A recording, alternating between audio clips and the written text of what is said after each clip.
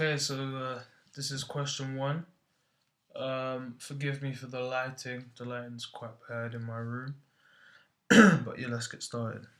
Okay, so we used a number of generic forms and conventions that were in some way related to our romantic comedy genre. Throughout the process, we used quite a few films as inspirations, which actually included The Ugly Truth and Love Actually, which was one of the main ideas where we got the voiceover from. So we hope to create quite a positive and upbeat environment, which could come across through our use of high-key lighting. In order to get the classical mood of a romantic comedy, we had planned exactly what time we had to head out and film.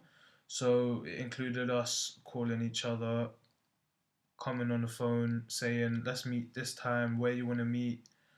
So we got that done. And well, we thought that the lighting had to be quite high key because it would fit to the rules and the codes of romantic comedies. So we stuck to those conventions in order of creating an atmosphere. So the opening of our film is completely based upon a romantic comedy narrative. We have an establishing shot to show the environment with which we were filming, and we tried to create quite an upbeat and bubbly environment. So the establishing shots used at the beginning created the sense of environment. They gave off quite a calm, relaxed atmosphere, while in sync with the background and the music we used. So that came together quite nicely. From research, I found that most romantic comedy openings have establishing shots linked with a particular sound. So it could be like a pop song or just an upbeat, bubbly song that would give off the romantic feeling. Whenever I get gloomy with the state of the world, I think about the arrivals gate at Heathrow Airport.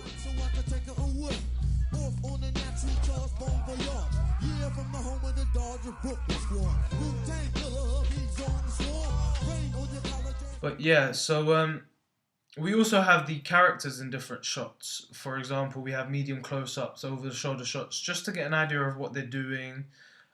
For example, we have the close-up of the writing on the notepad, and that shows us that he's writing in his notepad, and maybe from the voiceover, maybe what he's writing on the notepad is what he's saying, and the voiceover is coming from his head, basically. So yeah, that was that. The soundtrack that was added to our opening sequence was chosen because it was cheerful, and it had a romantic comedy written all over it. I mean, it just clicked like that when we heard it. I feel that the use of our particular soundtrack fits our genre perfectly, and it really gave us that edge to our production, so people could because the results that we got from our surveys that we did, we found that because of the music, people found it to be a romantic comedy or to be a romance. So I think it really gave us that edge and helped us.